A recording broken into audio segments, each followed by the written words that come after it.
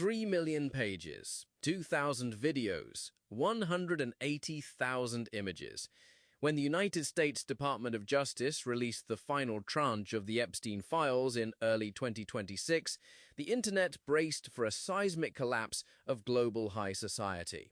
The public expected a definitive roster of villains, a smoking gun that would bring down the elite class.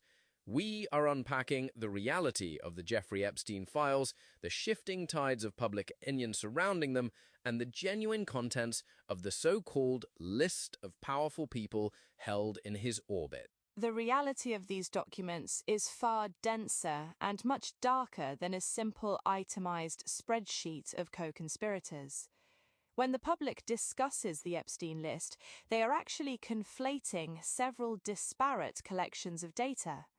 We are talking about the flight logs from his private Boeing 727, his personal contact directory, often referred to as the Black Book, and the highly anticipated court documents from Virginia Giuffre's 2015 defamation lawsuit against Ghislaine Maxwell. Let us scrutinize that civil lawsuit first. Judge Loretta Preska ordered those specific documents unsealed in January 2024. The media frenzy leading up to that deadline was deafening, yet when the documents were published, the revelation felt distinctly different than the anticipation. The 2024 release contained names that were largely already circulating in the public domain.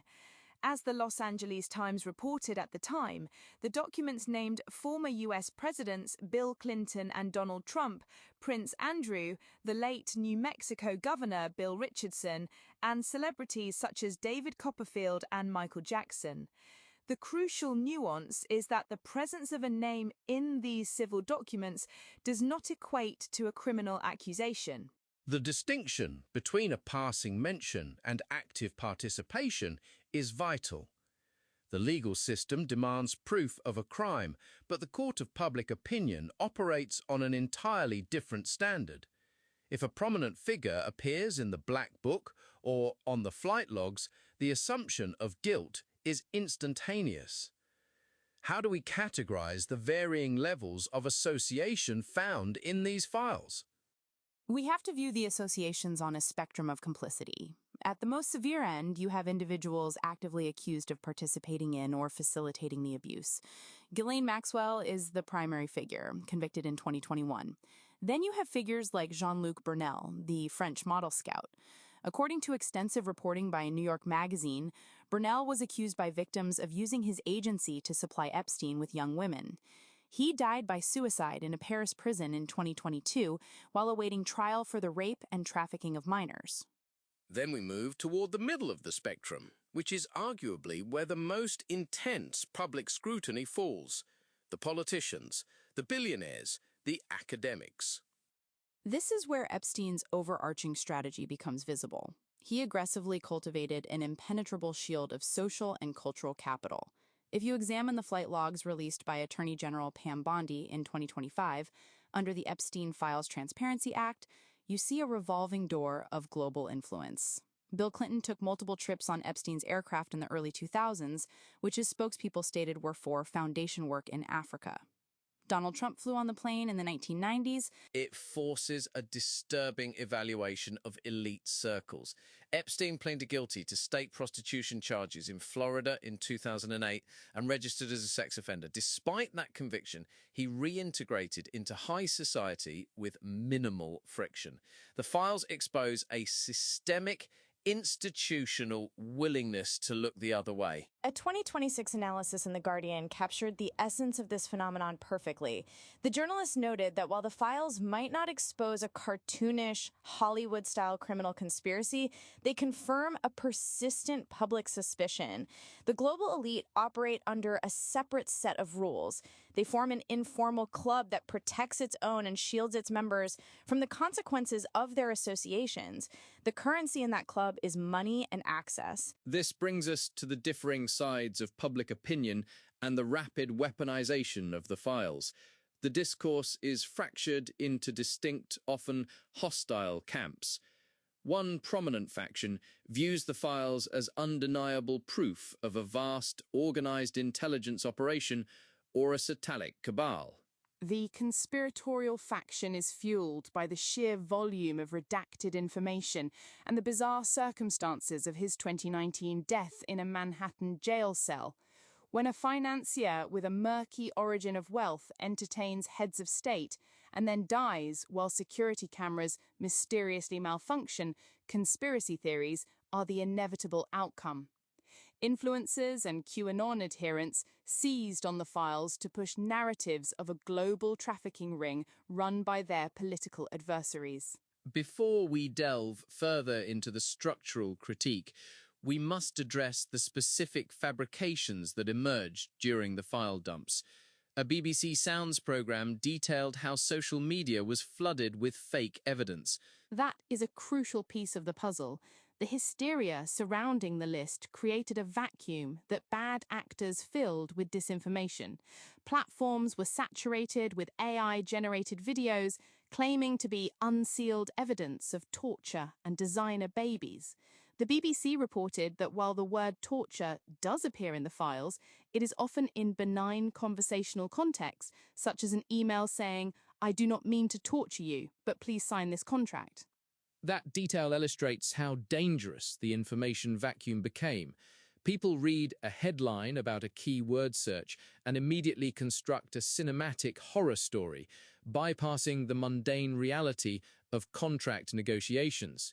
It speaks to the psychological need for the conspiracy to be as monstrous as possible. The actual crimes, trafficking and exploiting vulnerable teenagers, are horrific enough, but the internet demanded a science fiction villain. The truth found in the unsealed depositions is a story of coercion, financial leverage, and a vast network of enablers who looked away. The contents of the files routinely contradict the hyper-partisan narratives. The contact book is remarkably bipartisan, perhaps even post-partisan. Epstein did not care about political affiliation. He cared exclusively about leverage and prestige. A piece in New York Magazine highlighted the horseshoe nature of the scandal. The files name figures from left-wing intellectual Noam Chomsky to right-wing strategist Steve Bannon. It shatters the partisan illusion. The secondary opinion camp argues that hyper-focusing on a secret intelligence cabal distracts from the banality of the actual evil. The banality being that immense wealth buys institutional blindness. Consider the elite universities. The Massachusetts Institute of Technology and Harvard University accepted millions in donations from him over the years. They provided him with the veneer of intellectual legitimacy. He funded scientists, physicists, and researchers, surrounding himself with the brightest minds to launder his reputation. When the documents reveal emails between Epstein and prominent academics, it demonstrates a transactional blindness. The academics received vital funding for their laboratories. Epstein received proximity to genius, which he used as a prop to impress other billionaires. The relentless obsession with naming and shaming celebrities often overshadows the actual victims. The public treats the document dumps as a spectator sport, hunting for famous names while scrolling past the harrowing testimonies of the women. Virginia Giuffre's bravery is frequently reduced to a footnote in the hunt for public figures. Her 2015 lawsuit against Maxwell is the foundation for the 2024 unsealing. The depositions within those files detail a sophisticated, highly organised system of exploitation. Epstein employed schedulers, recruiters, and pilots to maintain the operation. As Business Insider reported, the files even show a 2005 Amazon receipt for books on erotic servitude and detailed logs of massage appointments. It was a corporate structure dedicated to abuse. When the United States Congress passed the Epstein Files Transparency Act in late 2025, there was a loud bipartisan demand for full disclosure. The Department of Justice faced an impossible balancing act. They had to weigh the protection of the victims' identities against the insatiable public demand for total transparency. The tension remains significant. Releasing unredacted files risks re-traumatizing the survivors and exposing individuals who are minors at the time of the abuse. The Department of Justice's phased releases throughout 2025 and 2026 drew intense criticism from all sides. Politicians accused the government of a cover-up, while victim advocates warned against reckless disclosure. The Guardian report from 2026 highlighted that while the public demands a neat cinematic resolution, The legal system must safeguard innocent people who were merely mentioned in passing by witnesses. Let us scrutinize the legal definition of complicity in this context. If a powerful chief executive is in the black book and there is an unsealed email showing they attended a dinner at his Manhattan townhouse in 2012, what is their actual legal exposure? Legally, the exposure is negligible. Socializing with a convicted criminal is not a crime under any statute. Morally and ethically, however, the exposure is catastrophic. The public is holding these figures to a standard that the justice system cannot enforce. The files reveal a pervasive culture of complicity through silence. It is the normalization of the abnormal. Epstein relied heavily on the polite silence of high society. Guests do not want to cause a scene or ask probing questions at a billionaire's dinner party. He weaponized high society etiquette. He knew the unwritten rules of the elite class dictate that you do not interrogate your host about his personal life, especially if that host is managing your investments or funding your charitable foundation. The files serve as an archive of that specific silence. Every flight log entry, every diary appointment, and every unsealed email is a historical record of someone choosing not to ask a difficult question. The lasting legacy of the Epstein files appears to be a permanent erosion of public trust in elite institutions. It serves as a grim confirmation that the systems designed to protect the vulnerable are easily bypassed by capital. The enduring impact is a pervasive societal cynicism. When the public reads a CBS News report detailing how a known predator had direct lines to former presidents, royalty, and titans of industry, the social contract fractures. The files do not just indict Jeffrey Epstein and Ghislaine Maxwell, they indict the entire socioeconomic ecosystem that deemed his wealth and connections more valuable than the safety of the young women he exploited. The truth is rarely found in a single, simple spreadsheet of names. It is a complex web of transactional relationships, willful ignorance, and catastrophic systemic failure. If this conversation brought you a new perspective on the files, send this episode to a friend who appreciates a deep dive into the facts.